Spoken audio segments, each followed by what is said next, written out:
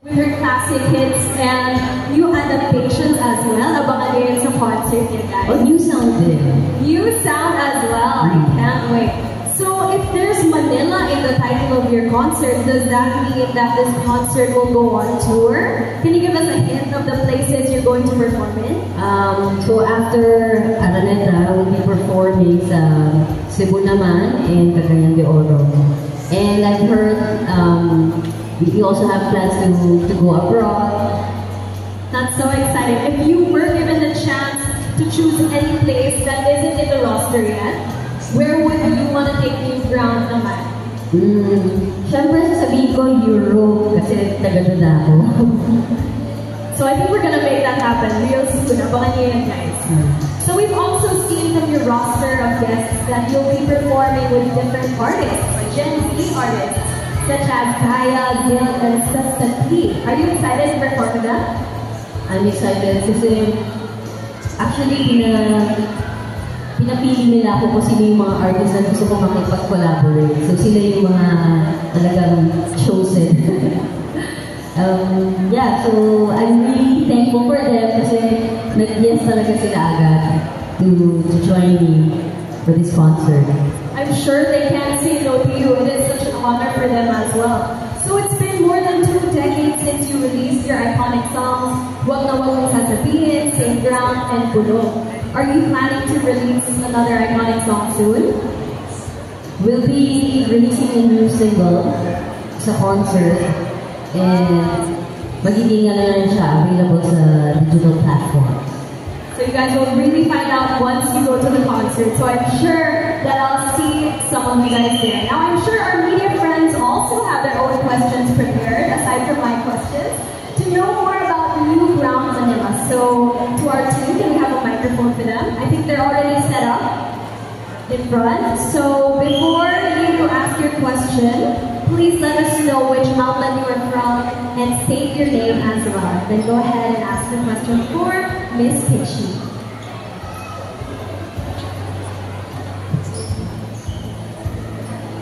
Alright, looks like our mics are up and running. Come on, guys. Gusto ko yung mahirap na question math. Feel ko magaling ka sa math, Miss Pitchy. Palagay ko. Ayan. Hello, Miss Kitchi. Hello. Your Wag Na Wag Mong Sasabihin is like my go-to karaoke. Anyway, my question would be, since we're talking about your iconic songs, right? Medyo nahihirapan ako ipitit kasi may reverb ng konti. Pagano na lang ng mic. Maganda. Okay, by the way, I'm Angelica from Manila Spanish. Angelica. Okay, my question would be, since we're talking about your iconic songs, right?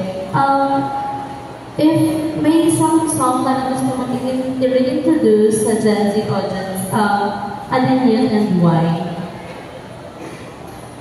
This is the reason why I re-recorded some of the songs. We're releasing an EP kasi, so there are 7 songs. And there's only 1 new song, but the rest, they're from the first album. We re-recorded them kasi nga we would like to reintroduce it. Pero kasi over the years na rin, yung mga songs na yun, nag-evolve na the way we play it live, mas mas experimental, mas fusion. And that's why songs like Fire, Run, yung palang na-release namin yung Run and then Bulong. And then we're also releasing You're Worthy, Same Ground, ano pa ba? Run, Fire, and then yung first, the new song namin, which is Landas. Last question. Since you're performing in front of your Filipino fans again, I know that bumalik ka last year for Korea, pero ano yung pinaka-na-miss mo sa crowd? Ano yung pinaka-na-miss mo sa pagtutugtay sa harap ng Pinoy crowd? Siyempre, iba-iba yung energy dito. Talagang Iba. Talagang unang-una, napakadami. Nagulat din ako, napakadami may alam pa rin ng songs. Even the younger generation, madaming Gen Z, dami pupunta kahit sa mga bars. So, surprising sa amin, with my band, kasi hindi namin na-expect na yung mga songs namin masasali dun sa playlist nila, nasabay ng mga bagong artist na lumalabas ngayon. So, yun yung nakakamiss. Thank you so much for the congratulations. Welcome back to the Philippines. Thank you, Miss Angelica. Thank you so much for asking that question. Okay, we have some more people. Please make your way to the mic. But I think we can all agree na iba talaga yung Pinoy audience, no? Iba yung energy dito.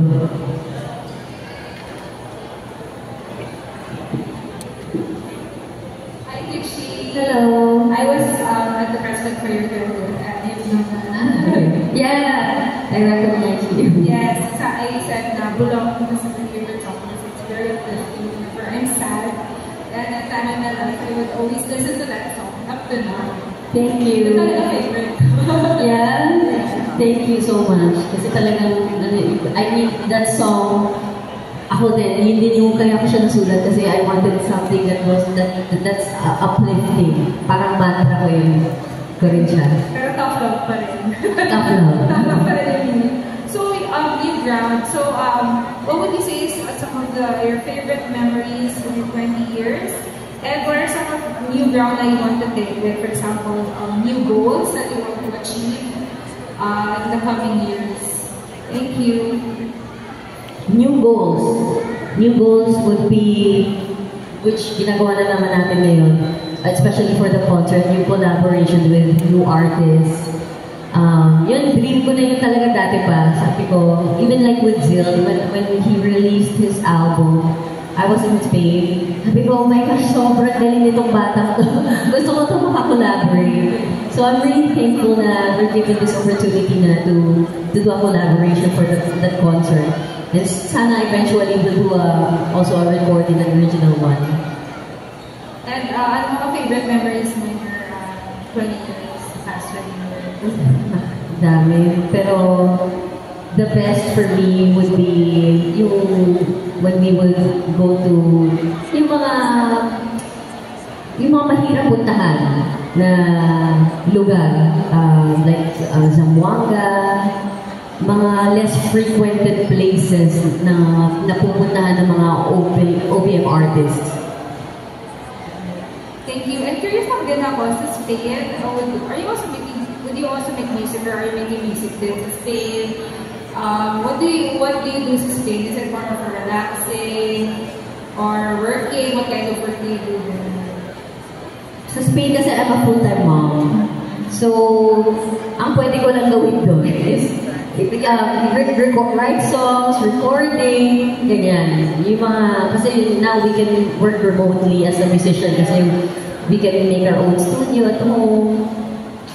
But also, I leverage on my location kasi yung Spain, medyo gitna din siya. So I could travel to different countries that there are like less frequented places na napupuntahan ng mga OPM artists like Malta.